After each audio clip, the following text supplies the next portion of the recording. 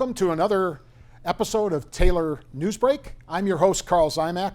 Today we're going to talk about one of the newest events the City of Taylor has on its schedule, which is Friday Family Fun Days. Our guest is Recreation and Events Manager Chelsea Nunnally. Welcome to the show, Chelsea. Thank you, sir. You had your first Family Fun Day on June the 17th. Yeah. A few weeks ago, and quite frankly, it seemed to be an unbelievable success. I know when I turned into the Party Road lot of the Sheridan Center, there wasn't a parking spot to be found in the entire lot. Surprising? Yeah, I mean, it was getting quite a bit of social media traction, so that normally gives us a good hint of how the turnout will be. Okay. It was still even more well attended than we expected. Okay. So we're more prepared for the next one with even more activities and fun things for the families to do. Who came up with the idea of doing this? We met early on with the administration regarding the former farmers market. Right. Mm-hmm. And the last few years, it's definitely lost some traction, a lot of foot traffic. Mm-hmm. So my proposal was to just combine that with something for families. Mm-hmm. So vendors have the opportunity to sell, but they're also there attending something fun to do during the week, and gives our vendors an opportunity to sell. So they were fine with that. They said, let's try it this summer. So we just went for a once a month setup, and it seems to be going well. I know with farmers markets. Yes. Okay. They had a real big uptick probably a decade ago or so. Yeah. And that lasted for a little while. But it seems like it depends by community where you're going to go. You really need a lot of disposable income to make that type of thing happen. Yeah, and I think we compete with blocks down the road, and we have all sorts of things available in our area as well. So we do still want to give our vendors a space to sell, but obviously this helps them get more sales, actually. So. You've incorporated a ton of things into these kind of single events. What was your thought process as you put it together? Just making sure there was an activity like every hour for the kids to do, and just some free, and then obviously if you're shopping from the vendors, then a few items that do cost. But that was really it. What age group were you shooting for? Elementary age. Okay, already. So, okay. And they seem to, I know when I was there, probably one of the cheapest things that gets every kid's attention are those lawn toy things. Because you've done those during the daddy-daughter and the mother-son date nights and things. Kids just get a kick out of that stuff. They're fun. We actually ordered more, and we've been using them at the splash pad as well. So a lot of it's multi-purpose at our other events, like you said, daddy-daughter, mother-son date night, and then splash pad once a week we pull out games too for them to play there. So it just gives more to do at things that we already have going. The first one was themed the Island Luau. Yes. Okay. There are 3 others coming up on the schedule for July 15th, August 19th, and September the 19th. What are those going to be focused on or themed? Yes, our July 15th date is Sweets and Treats. Okay. So we have some fun, like ice cream themed crafts. We have an ice cream cart, things like that. August 19th is the Dog Days of Summer. Okay. So leading up to that, there will be a social media contest for Taylor's Top Dog. So we'll be releasing that soon. I anticipate quite a bit of participation in that contest. And then, of course, we're always looking for, we're working on connecting with some local businesses to hopefully get some prizes for our top dog winners. And then on September 19th, we're going for Fall Festival. And we're looking at expanding that. That one will be in the evening, after school hours. Okay. And hopefully adding some more fun for that one as well. Similar to like our former Harvest Hootenanny. Right, which was a real decent success. It was really fun. Yeah, so that was we're fun. looking at bringing back some of those extra cool inflatables for that September date. Any ideas here of maybe adding some type of music to the? Yeah, we had a DJ at each one. Okay. So we're still gonna stick with the DJ. It just makes it a lot more fun. He can introduce the characters, more fun music. So we did talk about potentially some live music for the fall date, but otherwise we'll have the DJ for sure. Now, through all of these events, there seems to be a common thread, as you've mentioned here. The bounce houses, the crafts, the shopping at the tailor-made market vendors who attend. Those activities seem to play really well during that first day. Did you see the same thing? Yes. we honestly went through our entire summer's worth of craft supplies in that day, and may have had to borrow some craft supplies from some other facilities as well. So I would say the crafts went over great. We have many more for the next one. And then, I mean, you can't go wrong with bounce houses and music and games, like you said. So.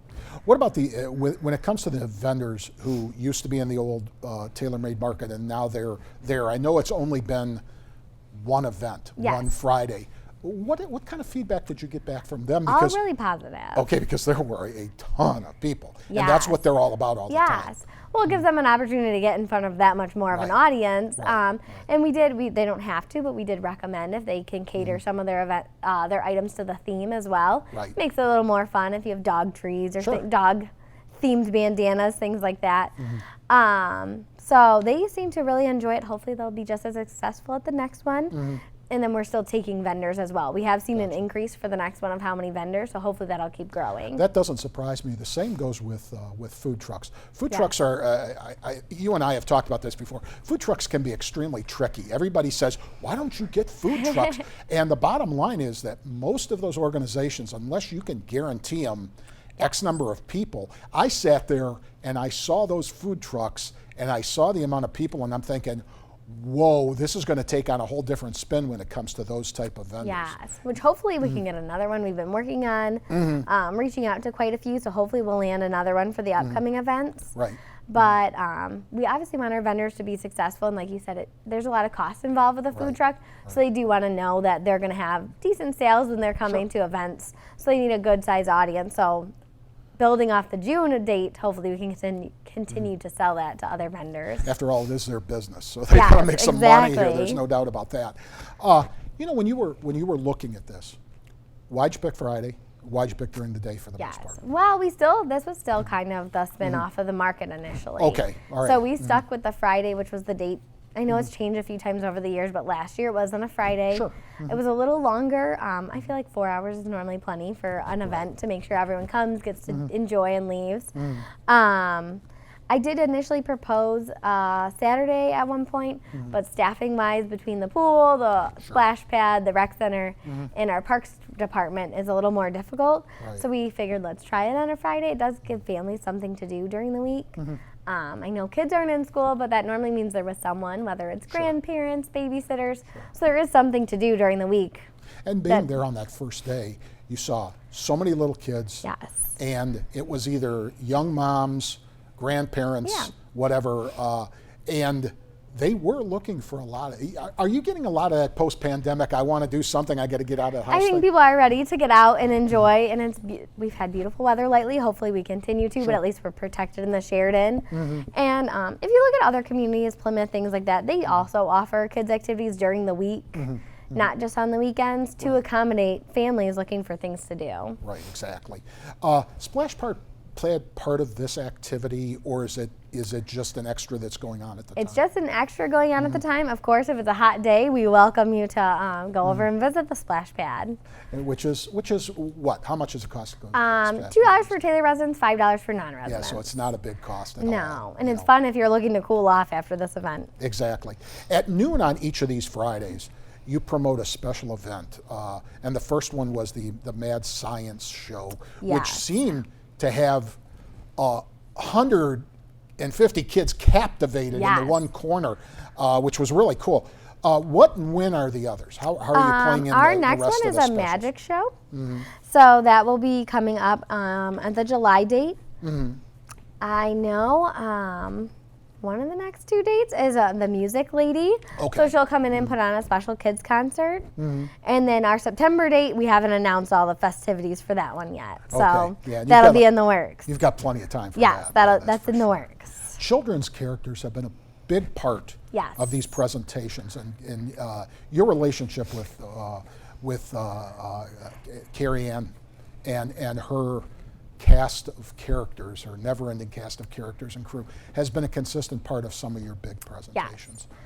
Tell us about your relationship. We've worked with plenty of character companies. There's tons of good ones out there. The thing that Carol offers in her specialty is bringing different characters to life. So a lot of times there's the same basic princesses and superheroes available at every company. but Carol lets us get creative with it. Okay. So if we know that someone like Blippi is trending or any characters are trending, like the Encanto characters at the next one, she's willing to work with us and help bring those to life. So it does make it a bit more fun because it gives us more creative ability to bring in different things other than princesses and superheroes. Blimpie was a big hit. Yes. Yep. Blimpie could hardly get in the door. Yeah, I never expected to see so many kids dressed up as Blippi. So that was a lot of fun. When did you begin with the city? When was that? I'm in my 6th year. Okay. So Alrighty. quite a while ago. Now, since that time, you've been able to create, or maybe a better term is cultivating, some of the most popular seasonal events in the city. Okay, Yeah. pat on the back. The Hallopalooza was a large upgrade from anything previously done around Halloween.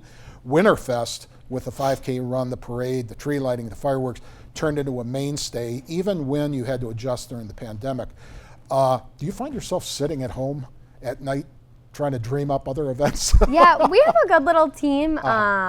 Melanie at our petting farm, Guido, our assistant manager, Marie. We just try to think out of the box a bit. When something stops working, you do have to change it and move forward. Winterfest has seen a lot of changes over the last couple years, and we're looking forward to bringing a really nice Winterfest this year. But we do try to think out of the box of when you go to other places, what can you take, what did you not like? So we're always looking to improve them, and yes, sometimes we text in the middle of the night like, I had the best idea. So it is fun to have a team to work with that's pretty creative. Anything new on the horizon that you can let us know about?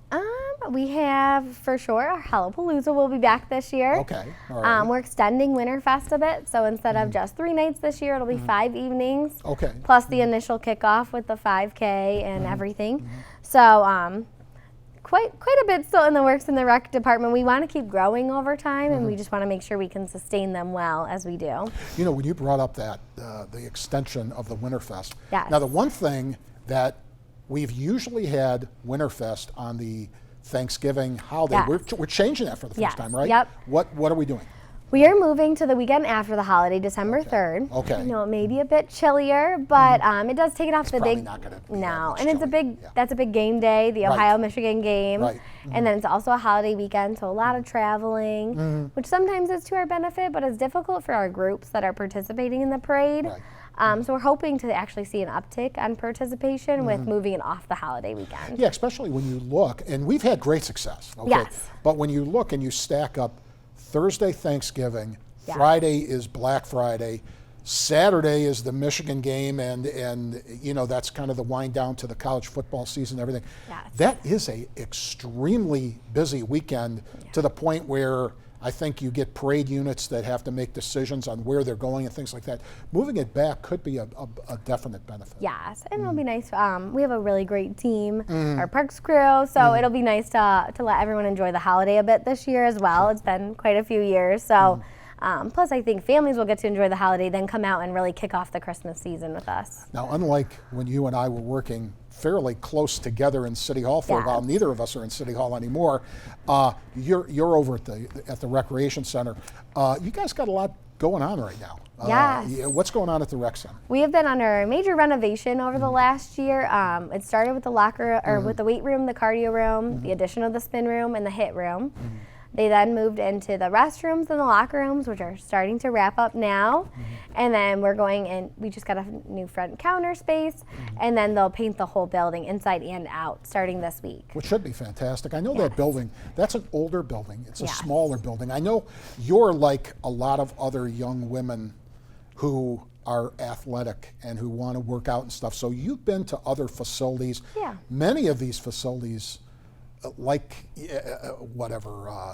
Lifetime or whatever, they really ratchet things up to a whole different level. Yes. But you work in this one. What are the advantages to getting in a smaller building that maybe you don't get at some of those other franchises? Well, we like to think we have great service there, and we do. The nice part is since we're running the pavilion rentals and many of our other recreation programs out of there, people do come in and to visit and realize that there's a gym there. So we always hope to get that new business. But it's a nice a nice like small town environment, if you could say that.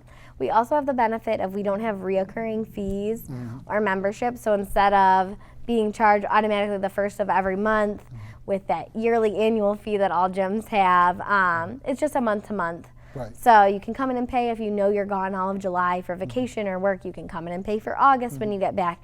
It gives a little bit more flexibility for families. And within the last 5 years, you've really had some significant moves that you've made in there. You changed a gym that wasn't really being used that much to a baseball facility. Yes. You added what amounts to a really, really cutting-edge spinning facility there. How are those things going? Good. Obviously, the baseball takes a little bit of a downturn in the summertime because Sure. kids are playing back outside, but that really picks up in the fall and winter. And then our spin studio has been doing well. We have some awesome instructors for spin and hit. So those are really fun classes if people want to come give it a try. Who are your instructors? We have Coach Sarah, Liz, Lisa, and then I teach once a week as well. You teach spin? Not spin, hit, Oh, okay. hit class. Oh, so, yes. Oh, I could see that. Okay, all right. Yeah, so between all of us, we have a really good team. Well, that's fantastic. Let's go over one last time when it comes to these family fun days. Give us the upcoming and what I'm testing you here. Yes. What's going on and what's offered? Well, we obviously want families to come out to our family fun days to enjoy the nice summer weather and shop from our vendors, play on the bounce houses. Each one we're gonna try to throw in some extra activities that we haven't announced yet. We'll have music. We have fun stuff for the kids to do. So it's just a nice afternoon out of the house. Well, fantastic. Chelsea, thanks for joining us today. Best of luck always in the future. Thank you. For Joseph Francis Camilleri behind the control board, I'm Carl Zymak, but don't go away yet because Samantha Rickard shot some footage of the first Friday Family Fun Day. I took plenty of still photography. That's ahead on this same cablecast. We want you to enjoy it, and we'll see you soon on another version of the Taylor Newsbreak.